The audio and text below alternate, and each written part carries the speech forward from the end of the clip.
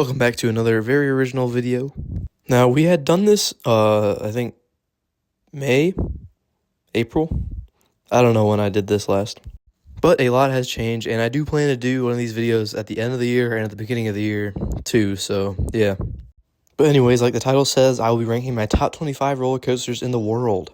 Last year, I think it was exactly 25 roller coasters I'd ridden, but this year's a lot more, but, you know, you gotta keep it a little more exclusive. If you know, yeah. But anyways, I'll count down my roller coasters, and if you look in the top right corner, I think it'll show where it was last year and how many spots up or down it moved. So yeah, let's just jump right in. Kicking off the list at number 25, I have Joker at Six Flags Great America.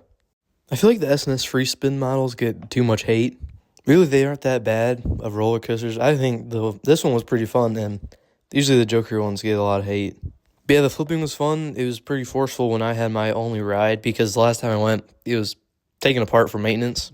But honestly, I'm getting out to Iowa to eventually next year, and I can't wait to ride theirs because that one I've heard is a lot better. At 24, I have Viper, also at Six Flags Great America. I used to like this ride a whole lot more. I mean, it's a simple little, it's a Coney Island Cyclone. Yeah, it's just a clone of that. Honestly, the first time I rode it, it was actually pretty smooth, but now it's kind of starting to get a little bit more rougher, and last time I rode it, it was pretty much forceless. At 23, I have Hiccup's Wing Gliders at Epic Universe. Honestly, the ride is actually pretty forceless, and it is completely carried by the thematics, which are just amazing. The fake launch in the middle, if that's spoiler warning, and just going around the little lake in the middle, those are so cool moments. But I do have to put it this low just because it's not that thrilling. At number 22, I have Batman the Ride at Six Flags Great America. The original of all the Batman clones. Honestly, this is just a nice and thrilling invert. Of all the B&M inverts, this might be last, but then the other three are also really close behind it, or in front of it. But for being the prototype, it actually does stand up with the others. At 21, I have Great Bear at Hershey Park. This is a very unique invert. I really do like the helix at the beginning instead of just a first drop. I think that's pretty cool.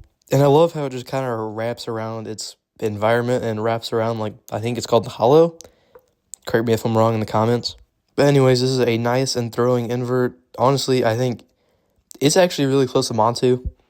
And for being my number one invert, you'll see that later in the rankings. But honestly, if I had the chance to get back on it and ride it, it might actually overtake Montu. And I will actually get the shot to ride Montu again next year. Probably. Hopefully. Kicking off the top 20, I have X-Flight at Six Flags Great America. Despite its age, this is actually running very smoothly. Despite it being smooth, it's also very forceful, which is great. I really like the near-miss elements too, those are pretty fun. Overall, it's a really good wing coaster, and I don't know if anything will be able to overtake it in that category. We'll hopefully see though this summer as I'm going to Holiday World, hopefully.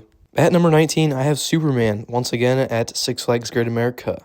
Another smooth and graceful yet intense B&M at Six Flags Great America. You really do feel like you're gliding through wherever this is supposed to take place. Metropolis, maybe? But I think that pretzel loop is definitely one of the most, or probably is the most intense thing I've ever experienced on a roller coaster. At number 18, I have Demon, once again at Six Flags Great America. Despite its age, it's still a really good roller coaster.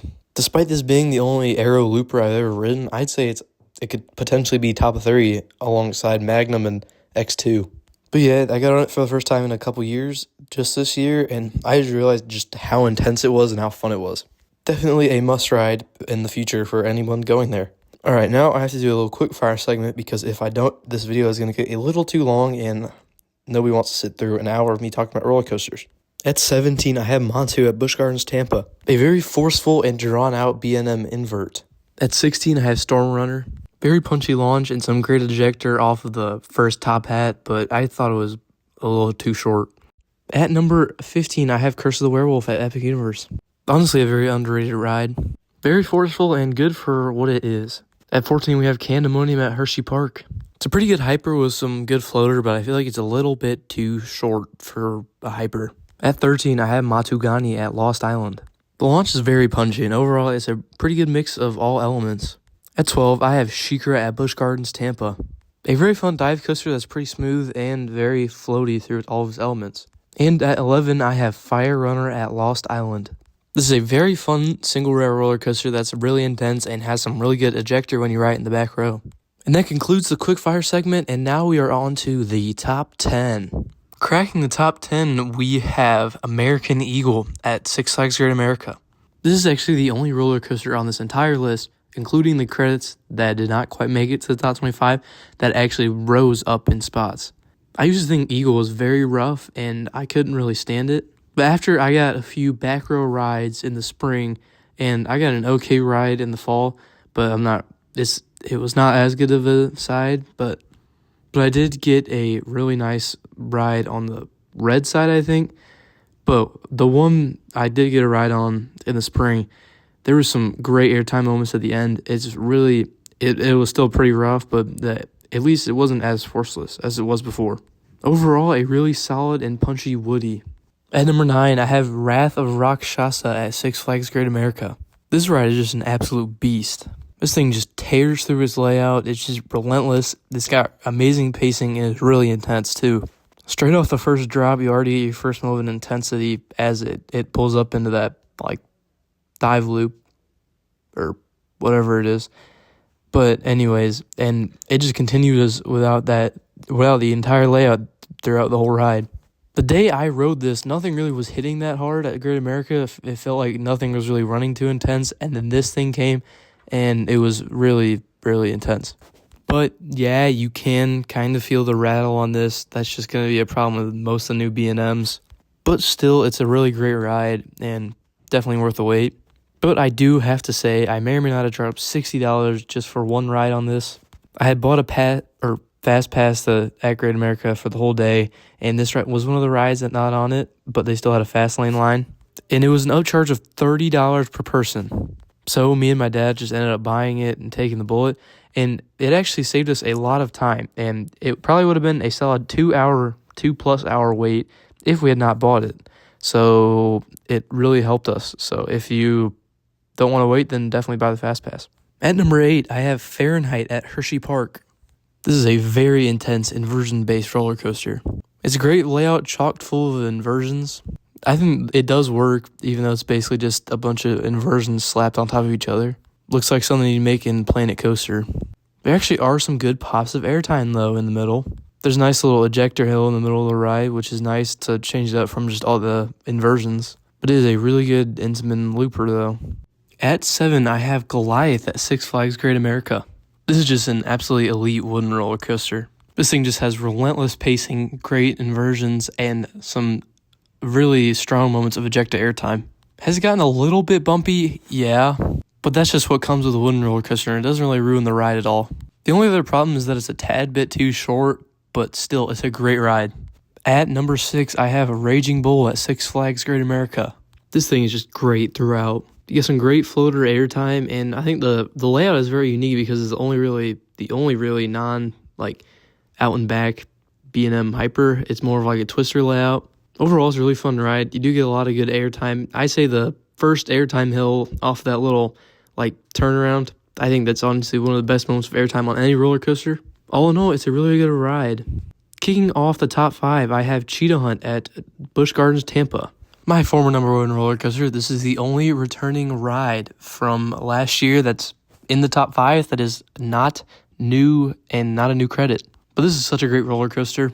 It just flows so seamlessly through all the elements, and it's overall just like a great ride. Its only issue is really the restraints. I'm not a big fan of the hard over-the-shoulder restraints that are on Cheetah Hunt. The launches are intense, the inversions are nice, and you gotta love whatever the first element thingy's called. Like that weird top hat thingy. Like, if you've ever seen it, you know what I'm talking about. At number 4, I have Sky Rush at Hershey Park. This is a very intense ride. It just absolutely burns through the layout, and it's got some great intensity throughout the whole thing. You get some good ejecta airtime in the middle, and overall, it's a really fun ride, even though people don't like it. I mean, it's very split. It's torn community between liking it, but I'm on the liking it side. At number 3, I have Iron Gwazi at Busch Gardens, Tampa. If I'm being completely honest, I was a little disappointed by Gwazi. I thought 100% this was going to be my number 1 roller coaster in the world, and it was going to be my number 1 roller coaster on that trip, and I thought I could hold that number 1 title for a really long time. But really, it just left more to desire from me. I got 3 rides on Gwazi, an early morning, a midday, and a night ride. The first two were in the back row, and I feel like I just wasn't really experiencing what other people were seeing. It's just everything wasn't really hitting the same. But then I got a front row night ride, and that was just absolutely amazing. But then I feel like it really kind of cuts itself a little bit short there, so that's the reason it's this low. Despite all the negatives, it's still a really good ride. I still love Gwazi, and it's definitely my favorite ride at Hershey Park. Now, these next two rides, I had a really tough time picking which one was my number one and my number two ride. Both are in classes of their own and are excellent rides that are top class in the whole world. But only one can win. So, at number two, I have Stardust Racers at Epic Universe. This coaster blew me away the first time I rode it. There's just so much airtime packed through the entire layout. And the night rides, too, are just so elite. It's just out of control, a crazy ride, and all of the elements flow really well together. On the first launch, you get surprised. There's a spoiler warning ahead if you don't want to have the roller coaster spoiled. But the first launch, it kind of starts slow, and you think, oh, that's going to be the whole launch. And then it kicks it into a second gear, which is just absolutely wild. But yeah, all in all, an amazing roller coaster. And finally, my number one roller coaster in the world is Wildcats Revenge at Hershey Park. This coaster just absolutely blew me away the first time I rode it. It's just an absolute ejector machine. I got a beautiful back row ride, and it was kind of later in the day, but it had been raining, which probably made the tracks a little more wet, which probably helped the roller coaster go faster too. But man, it's just absolutely insane. I almost got sick of the airtime. That's how much it was. It feels very drawn out too. It doesn't feel like a short ride either. It's just all the elements clash and collide and just make a beautiful ride that is just great. And that is why it is my number one roller coaster in the world.